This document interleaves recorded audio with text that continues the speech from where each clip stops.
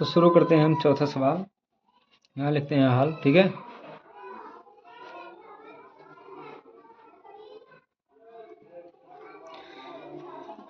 तो इसमें दिया क्या है, इसका हमें लासा और लासा ज्ञात करना है, मासा और लासा ज्ञात करना है। तो इसमें दिया क्या हुआ है, यहाँ पर लिखना पड़ेगा, दिया है कि 306 मासा, मासा है ना, मासा 306 और 667 बराबर हमारा कितना है 9, यही तो है। तो हम जानते हैं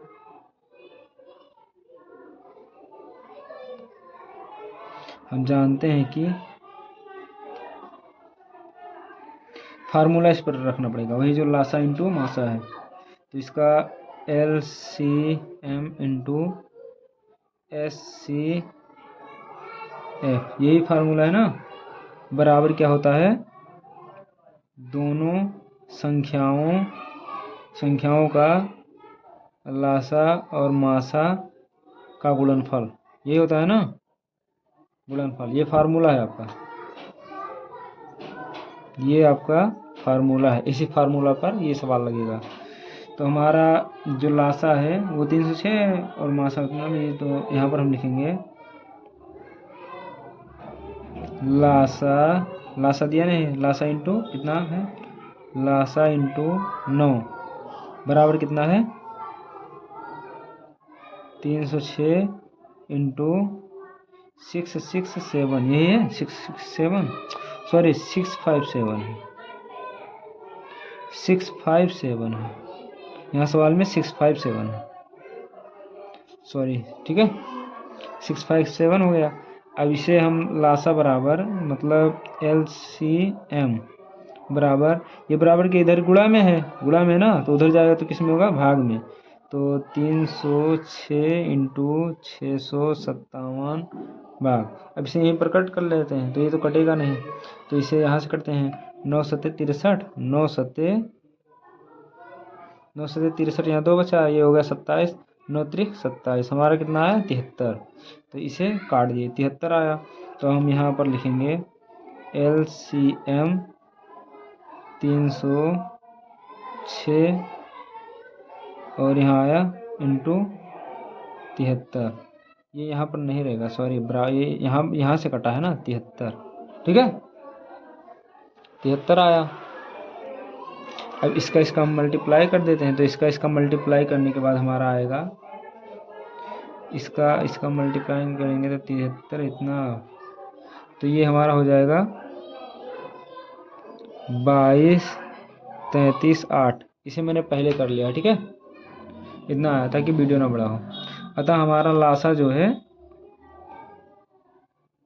अतः LCM हमारा आया 22 33 8, ये आंसर है। इसका आप मल्टीप्लाई कभी भी करेंगे गुणा, तो आपको इतना ही मिलेगा, ठीक है। अब चलते हैं 5वें सवाल पर।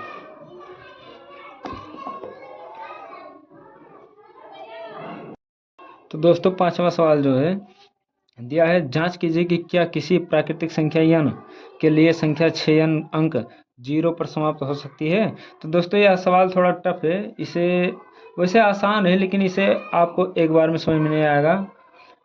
मैं आशा करता हूं कि आपको आए, अगर एक बार में समझ में ना आए तो इसे दोबारा या 2-3 बार वीडियो देखेंगे तो इसके बाद ये सवाल समझ में आएगा। तो यहाँ पर दिया है, सवाल के हिसाब से हम चलते हैं, यदि संख्या 6 दिया है ना, यदि संख्या 6n 0, ठीक है, 0 पर समाप्त होता है, 0 के साथ समाप्त होती है,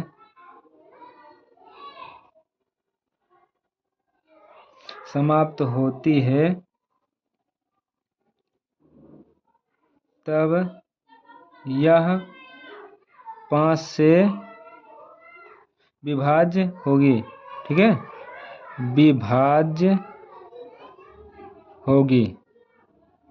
जब यह 5 से विभाज्य होगी तभी 0 पे समाप्त होगी, अर्थात नहीं तो 6n के, क्योंकि यह असम संख्या है यानी कि अभाज्य है ना, तो 5 जो है ये अभाज्य संख्या है। समझने की कोशिश कीजिए, एक बार में तो मुझे लगता है कि नहीं समझ में आएगा, इसीलिए अभाज्य गुणन खंडों में 5 भी होना चाहिए। ठीक है, होना चाहिए, क्योंकि यहाँ 6 प्लस n है, अगर 6n है तो यहाँ अगर हम जोड़ेंगे तो यह विषम संख्या हो जाएगा, अभाज्य संख्या। और अगर ये 5 रहेगा, 5 पे अगर हम n यानी कि प्राकृतिक संख्या 1 मान ले तो यह 6 हो जाएगा। तो 6 जो है वो विभाज्य संख्या, अगर विभाज्य है तो 0 हो जाएगा, लेकिन अगर अभाज्य है तो 0 पर नहीं कटेगा ना, वही कह रहा है इसमें। ठीक है, होना चाहिए,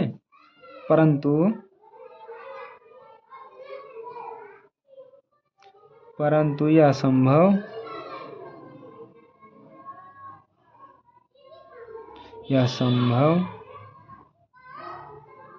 नहीं है,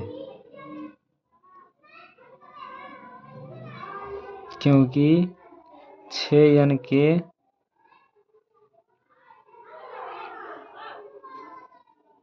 अभाज्य गुणनखंड में केवल 2 और 3 है। ठीक है, 2 और 3 है, और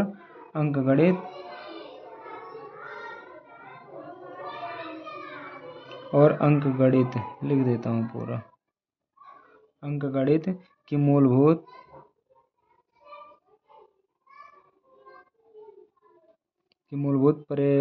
प्रमेय की अद्वितीयता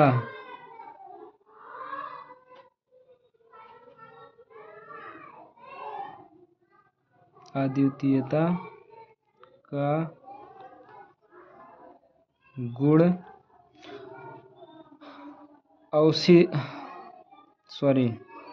आश्वासित करता है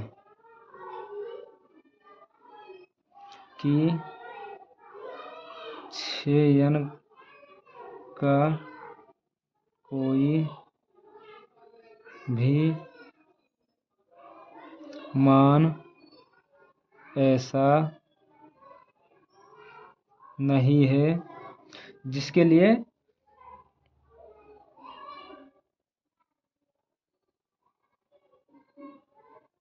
जिसके लिए 6n अंक 0 पर समाप्त हो। अगर आप पेपर में इस प्रकार का सवाल आता है तो ऐसा लिख देंगे, या थोड़ा इसमें काट पीट कर भी लिख सकते हैं, ये तो पूर्ण रूप से लिखा है, अगर इस प्रकार से लिख देंगे तो आपका पूरा सवाल सही रहेगा।